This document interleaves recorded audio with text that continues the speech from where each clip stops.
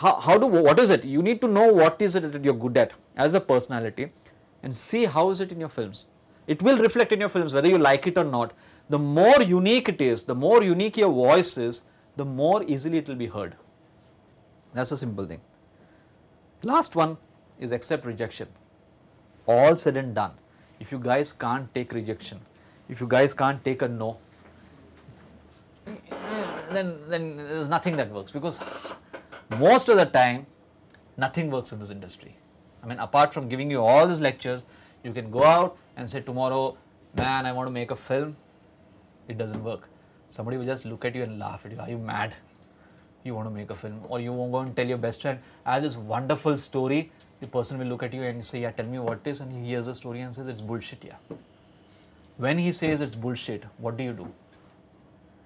You can't pick a fight with him saying, how the hell do you say it's bullshit? Yeah, it's so damn good. He says it's bullshit for me. It might be damn good for you. How do you cope with it?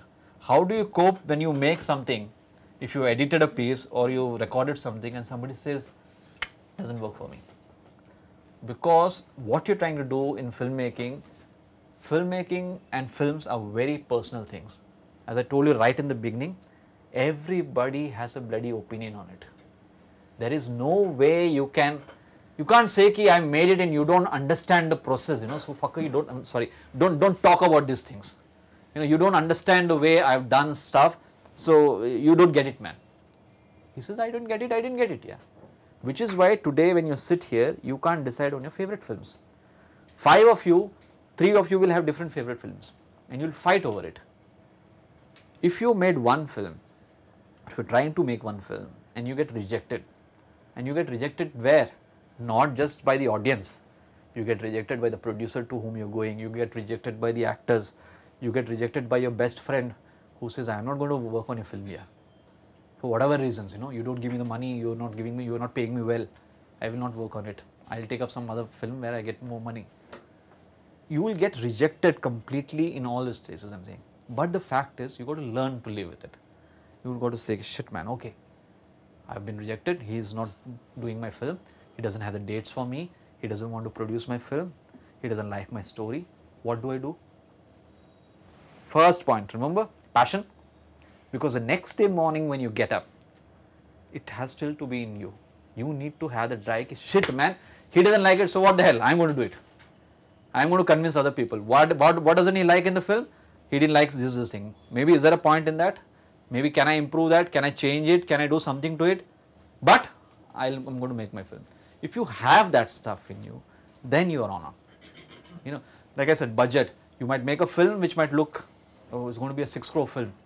So you're a newcomer and you're going to make a 6 crore film. Sorry, nobody's going to give you the money. What do? It's not that you say, okay, I'm not going to make a 6 crore film, okay, over. So you start making a film which is 3 crores or 2 crores. But you will eventually go and make that 6 crore film. So you need to have that passion. That's what I said. So my first point as I come back again, in the end is you need to again have that passion to do it every day. Usually everything is treated separately. See, what happens is budgets are broken into as pre-prod. And pre-prod budgets are basically as what? It's recce, auditioning, script. Okay, these are basically, and you have something called infrastructure in the end, overhead. So you need an office space, who will pay for the printer, printouts, Xerox, all that is stuff. So the budgets is put as that. A cast budget is put aside. So usually when you work on your films, forget the cast budget. Cast is something budget which you can keep aside, because if you get a big star, everybody is going to pour money into you. So don't even think of it. And you don't know how much the stars are going to ask. It's not that I'll write say 50 lakhs and I say in 50 lakhs I should get, who do you think will come in 50 lakhs? An actor? Name any actor? Abhay Deol. Okay, you think Abhay Deol 50 lakhs and you write, and tomorrow you go to Abhay Deol and Abhay Deol says, what is this? This was 1 year ago, yeah. I am going to charge 85 plus I am going to take Mumbai territory. You say, hello? So you can't have your budget on a star. Keep the cast aside, but the rest are all fixed.